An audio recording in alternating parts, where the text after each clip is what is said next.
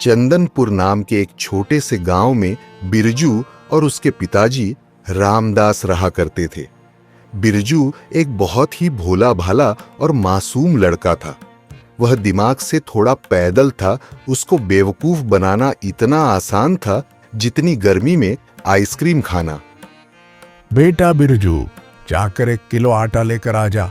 सारा आटा खत्म हो चुका है। रोटी बनाने के लिए कुछ बचा ही नहीं है घर में। ठीक है पिताजी, मैं अभी जाता हूँ। दुकान यहाँ पास में ही तो है।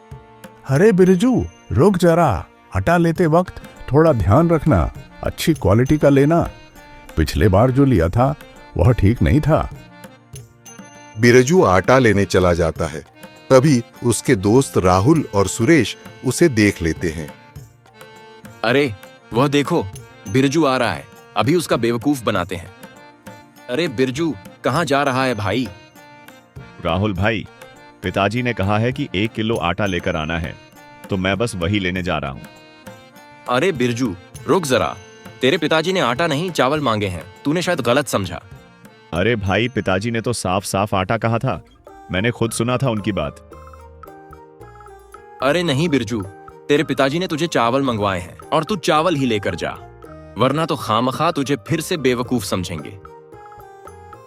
बिरजू दुकानदार से चावल लेकर अपने घर चला जाता है। जैसे ही उसके पिताजी देखते हैं कि वह आटे की जगह चावल लेकर आ गया है, वह उससे पूछते हैं, अरे बिरजू, मैंने तो तुझे पहले ही कहा था कि आटा लेकर आना है। तू चावल क्यों लेकर आ गया? अरे पिताजी, राहुल और सुरेश ने तो मुझसे कहा था कि आपने चावल मांगे हैं, तो मैं चावल ही लेकर आ गया। रामदास बिरजू को देखकर बहुत दुखी होते हैं, क्योंकि वह बिल्कुल भी समझदार नहीं था। कुछ समय बाद पूरे गांव में भयानक सूखा पड़ जाता है। बारिश का नामो निशान तक नहीं रहता। आसमान से एक बूंद पानी भी नहीं गिरती। सारे तालाब, कुएं और नदियां सूख जाते हैं। पेड़ पौधे मुरझा जाते हैं और खेत बंजर हो जाते हैं। गांव के सभी लोग पानी के लिए तरसने लगते हैं। प्यास से उनकी हालत खराब होने लगती है। बच्चे, बूढ़े, जवान सब पानी की एक एक बूंद को तरसते हैं। ऐसे में गांव का एक सेठ लाला जगन्नाथ, जिसकी जमीन पर किसी चमत्कार से थोड़ा पानी बचा रहता है, वह उस पानी को ऊंचे दामों पर बेचना शुरू कर देता है। सेठ जी, पानी भी कोई बेचने की चीज होती है क्या? ये तो ऊपर वाले की देन है, प्रकृति का वरदान है, जिसे सबके लिए खुला होना चाहिए। आप इसे क्यों बेच रहे हैं? अरे मोहन, ये मेरी जमीन पर है तो मेरा हक हुआ ना, और मैं अपनी चीज का जो मन करे वो कर सकता हूं। अगर पानी चाहिए तो दाम चुकाओ, वरना आगे बढ़ो। बिरजू के पिता रामदास को निर्जलीकरण मतलब डिहाइड्रेशन हो जाता है। इस बीमारी में पानी की कमी बताई जाती है। उनकी हालत दिन ब दिन बिगड़ती जा रही है। बेटा, अब तो लगता है कि इसी प्यास के साथ हमें जाना होगा। यह पानी की कमी अब हमारी किस्मत बन चुकी है। नहीं पिताजी, आप ऐसा मत कहिए। मैं आपको मरने नहीं दूंगा। मैं कुछ ना कुछ इंतजाम जरूर करूंगा। बिरजू गांव के मुखिया हरिश्चंद्र के पास जाता है। मुखिया जी, आपको तो पता ही है कि गांव की हालत कितनी खराब हो चुकी है। हर तरफ सूखा है, खेत बंजर हो गए हैं, कुएं सूख चुके हैं, और अब मेरे पिताजी की हालत इतनी खराब है कि अगर उन्हें पानी नहीं मिला तो वे बच नहीं पाएंगे। बिरजू, तू बहुत मासूम है। मैं समझ सकता हूँ कि अपने पिताजी को बचाने के लिए तू कुछ भी करने को तैयार है, लेकिन सोच, जब पूरे गांव में ही पानी नहीं है तो तुझे अपने पिताजी के लिए पानी कहां से मिलेगा? लेकिन मुखिया जी, इसका कोई ना कोई रास्ता तो होगा। हम ऐसे ही हाथ पर हाथ रखकर नहीं बैठ सकते। अगर पानी नहीं है तो हमें उसे खोजना होगा। मैं अपने पिताजी को मरते हुए नहीं देख सकता। बेटा, एक रास्ता है, पर वह रास्ता बहुत खतरनाक है। मैंने अपने बड़े बुजुर्गों से सुना है कि पास के रेगिस्तान में एक तालाब है, लेकिन वह कोई आम तालाब नहीं है। वहां एक जादूगरनी रहती है। वही गांव में पानी पहुंचाती थी, लेकिन वर्षों से कोई वहां जाने की हिम्मत नहीं कर पाया। अगर वह तालाब सच में मौजूद है तो मैं वहां जाऊंगा। मैं पानी लेकर लौटूंगा, चाहे कुछ भी हो जाए।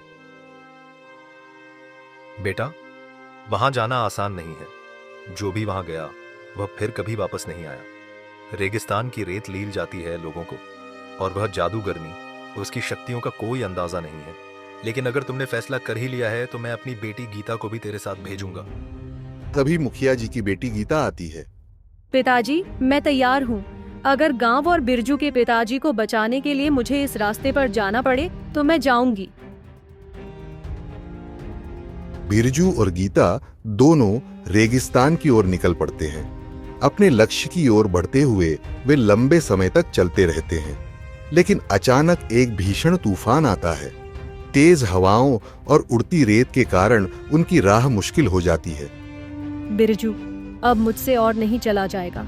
मैं बहुत थक चुकी हूँ। मुझे नहीं लगता कि अब और आगे बढ़ना सही होगा। अगर हम आगे बढ़े तो मर जाएंगे। नहीं गीता, हमें रुकना नहीं है। हमें आगे बढ़ना ही होगा, चाहे जैसे भी हो। अगर हम यहीं बैठ गए तो यकीन मानो मौत हमारे और करीब आ जाएगी।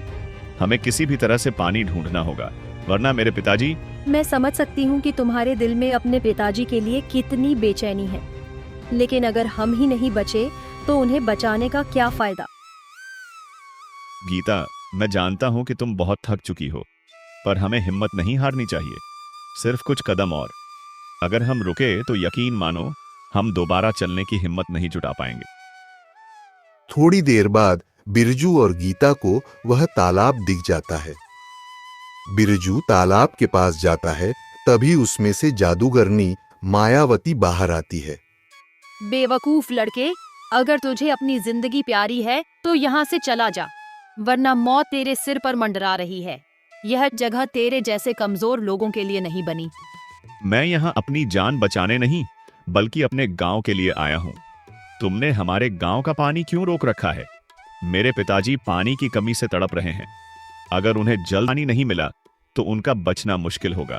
तुम इंसान कभी नहीं सुधरोगे। तुम्हारे जैसे लोग पानी की कीमत नहीं समझते। पानी सिर्फ जीवित रहने के लिए नहीं, बल्कि एक अनमोल खजाना है, और तुम लोग उसे बर्बाद करते हो। बिना सोचे समझे बहा देते हो, यूं ही बेकार कर देते हो। मुझे यह बर्दाश्त नहीं, इसलिए मैं उन गांवों का पानी रोक देती हूँ जो इसकी कद्र नहीं करते। हमसे गलती हुई होगी, लेकिन प्यास से मरते हुए लोगों का क्या दोष? मेरा गांव अब पानी के बिना खत्म हो रहा है। बच्चे, बूढ़े, महिलाएं सब तड़प रहे हैं। मेरे पिताजी अब और नहीं सह पाएंगे। मैं तुमसे विनती करता हूँ, हमें पानी दे दो। अगर तुझे पानी चाहिए तो बदले में तुझे अपनी जान मुझे सौंपनी होगी। अपनी जिंदगी दे देगा तो तेरे गांव को पानी मिलेगा। बिरजू के चेहरे पर सन्नाटा छा जाता है। उसका दिल तेजी से धड़कने लगता है। आंखों के सामने अपने पिताजी की कमजोर हालत आ जाती है। सूखे होठ, प्यास से तड़पता शरीर। वह जानता है कि उसकी जिंदगी उसके पिताजी से ज्यादा कीमती नहीं है। ठीक है मायावती, अगर मेरी जान देकर मेरे गांव को पानी मिल सकता है तो मैं तैयार हूँ। मेरी जान ले लो, लेकिन बदले में मेरे गांव को हमेशा के लिए पानी दे दो। मुझे नहीं लगा था कि तू इतना हिम्मती होगा। आम लोग अपनी जान बचाने के लिए कुछ भी कर सकते हैं, लेकिन तू अपने गांव के लिए मरने को तैयार है। यह दिलचस्प है मेरे लिए। मेरे पिताजी और मेरे गांव के लोग सबसे जरूरी हैं। अगर मेरी कुर्बानी से उनकी प्यास बुझ सकती है तो इससे बड़ी खुशी मेरे लिए कुछ और नहीं होगी। पर मैं यह चाहता हूं कि मुझे थोड़ी देर के लिए अपनी दोस्त गीता से मिलना दिया जाए, ताकि मैं उससे कुछ कह सकूं। ठीक है, जाओ, तुम उससे मिलकर आ जाओ। बिरजू गीता के पास जाता है। गीता, मेरे पिताजी से कहना कि उनका बिरजू बेवकूफ नहीं था, हिम्मत वाला था। उसने अपने गांव के लिए अपनी जान कुर्बान कर दी, लेकिन कभी हार नहीं मानी। और गांव वालों से कहना कि पानी अनमोल है, उसकी बर्बादी ना करें, क्योंकि जिसे प्यास की सच्ची तकलीफ नहीं पता, वह कभी उसका महत्व नहीं समझ सकता। नहीं बिरजू, ये तुम क्या कर रहे हो? तुम ऐसे कैसे जा सकते हो? हम कोई और रास्ता निकाल लेंगे। प्लीज मत जाओ। गीता, तुम बहुत बहादुर हो। तुम्हारा बहुत बहुत धन्यवाद कि तुम मेरे साथ यहां तक आई। तुमने हर कदम पर मेरा साथ दिया, मेरी हिम्मत बढ़ाई। लेकिन अब मेरी राह अलग है। बिरजू, अगर तुम नहीं रहे तो मैं कैसे रहूंगी? और तुम्हारे पिताजी, क्या तुमने सोचा कि उनका क्या होगा जब उन्हें पता चलेगा कि उनका बेटा उनके लिए अपनी जान दे चुका है? मैं जानता हूं गीता, यह आसान नहीं होगा, पर यह जरूरी है। अगर मैं अपनी जान देकर पूरे गांव को पानी दे सकता हूं तो यह सौदा बुरा नहीं है। इतना कहकर बिरजू वहां से चला जाता है। उसी दौरान जादूगरनी मायावती प्रकट होती है और बिरजू को अपने जादू के जाल में फंसा लेती है, उसकी जान ले लेती है। गीता गांव लौट जाती है और रामदास को सारी कहानी बताती है। क्या बिरजू ने अपनी जान दे दी मेरी जान बचाने के लिए? ये नहीं हो सकता मेरा बेटा। अब मैं भी जिंदा नहीं रह सकता। मुझे अपने बेटे के पास जाना है। तभी वहां पर मायावती प्रकट होती है। बस अब मुझसे ये सब और नहीं देखा जाएगा। रामदास, मैं तुम्हें तुम्हारा पुत्र लौटाती हूँ। बिरजू वापस आ जाता है, जिसे देखकर रामदास को सुकून मिलता है और गीता भी बहुत खुश होती है।